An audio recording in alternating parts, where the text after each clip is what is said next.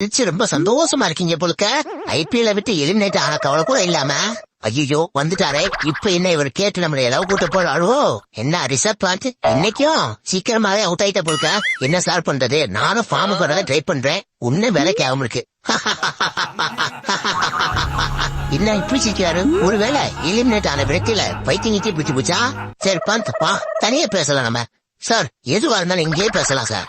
ஏப்பா நான் ஒண்ணும் சொல்ல மாட்டேப்பா, வாப்பா தனியா வாப்பா வாப்பா. பாத்துக்கோங்க போட்டோகிராபர்ஸ் ரிப்போர்ட்டர்ஸ், நாங்க 2 பேரும் ஒற்றுமையா இருக்கோம். பந்த் நான் எதுவுமே சொல்லல. ஓ இதுக்காகத்தான் தனியா கூப்பிட்டீங்களா நீங்க? சரி பந்த், இப்ப எதுக்கு தோத்தீங்க? சார் ஜெயிக்க வேண்டிய மேட்ச் தான், நிறைய பிளேயர்ஸ் இன்ஜூர் ஆனதுனால எங்களால வின் பண்ணவே முடியல. ஓ பந்த், நீ எத்தனை காலத்துக்கு இத சொல்லி சம்பாதிக்க போற? ஓனர் நான் கட்டன் ரைட்டா சொல்றேன், என்னால இவ்வளவுதான் விளாட முடியும். இஷ்டம் இருந்தா என்ன வச்சுக்கோங்க, இல்லனா அடுத்த சீசன் என்ன கலட்டி விட்டுங்க. ஏன்பா இதுக்கு முன்னாடி ராகுல கலட்டி விட்டு வேற டீமுக்கு போய் எனக்கு எதிராவே நல்லா விளாண்டு செஞ்சுரி அடிச்சு பழி வாங்குறதுக்கா? வேண்டாம் வேண்டாம், அடுத்தே நான் உன்னே ரீட்டைன் பண்ணிக்கிறேன். இந்த சீசன் போனா போது அடுத்து ஒழுங்கா ஃபார்முக்கு வா.